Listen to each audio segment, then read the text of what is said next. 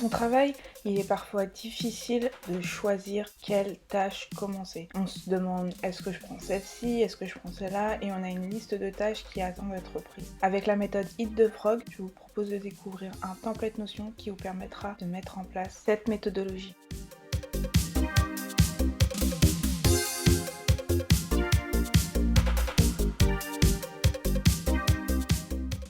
La méthode Eat the Frog est une méthode d'organisation créée par Brian Tracy. Dans ce livre, il explique le concept de comment commencer sa journée par la tâche la moins attrayante ou la plus importante. En commençant sa journée ainsi, vous pouvez aborder le reste de votre journée plus sereinement. Sur l'ensemble des tâches que nous avons dans notre journée, on va définir la grenouille.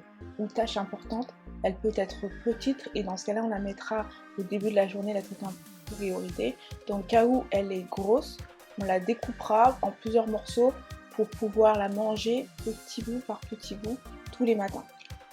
Quelques principes à retenir. Le premier, c'est qu'il faut définir l'objectif du projet. Ensuite, il faut définir la liste de tâches qu'il faut pour pouvoir arriver à cet objectif. Dans un deuxième temps, on va prioriser les tâches et les séquencer pour pouvoir intégrer les tâches dans le quotidien en traitant le plus important d'abord et en découpant les très grosses tâches. Ça va permettre d'avoir une meilleure visibilité et de pouvoir intégrer et atteindre la deadline qu'on s'est fixée. Passons maintenant au template que je vais vous présenter maintenant. Donc sur notre template, on a une interface avec un widget qui nous permet d'avoir l'heure. On a toutes les tâches du jour rangées par priorité avec un petit message d'alerte, à quel projet ils sont liés et différentes vues, donc soit la vue liste, soit la vue Kanban, qui va vous permettre d'agir directement sur vos listes. Donc c'est vraiment un template prêt à l'emploi qui peut être utilisé dès maintenant. Il suffit juste pour vous de le personnaliser. Et bien sûr, comme d'habitude, dans chaque template, vous avez des petits encarts violets qui vous permettent de vous rappeler comment ça fonctionne.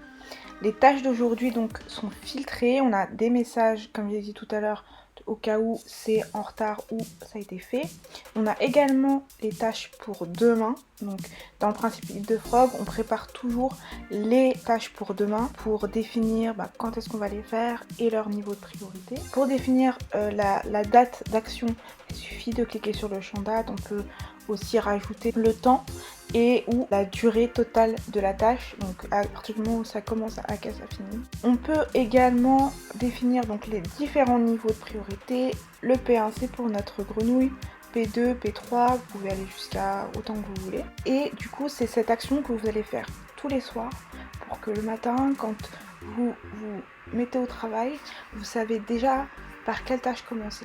C'est pas mal d'utiliser aussi la méthode du time blocking, donc de définir en fait un bloc de temps qu'on va utiliser lors de notre priorisation pour définir directement la journée pas à pas. En bas de page, on a accès à toutes les différentes pages qui ont servi à concevoir l'interface. Donc tout d'abord la page projet avec la barre de progression qui vous permet de visualiser l'avancement de vos projets. Vous avez également différentes vues avec le lien vers les réunions et vers les tâches, avec une visibilité sur l'ensemble du statut des tâches et la fameuse barre de progression. Vous pouvez choisir la vue qui vous convient. L'autre page, c'est la page des réunions.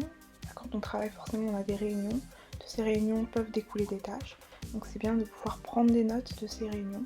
Donc pareil, les réunions sont liées à des projets et liées à des tâches. Dernier tableau, c'est forcément le tableau des tâches. Vous avez l'ensemble de vos tâches qui sont listées à cet endroit, avec les liens, enfin vraiment tout ce que vous avez vu sur le dashboard et les différentes vues en fonction de Kanban ou table. Voilà pour ce template. Si ça vous a plu, si vous voyez des moyens de l'améliorer, n'hésitez pas à laisser un commentaire et je vous dis à très vite.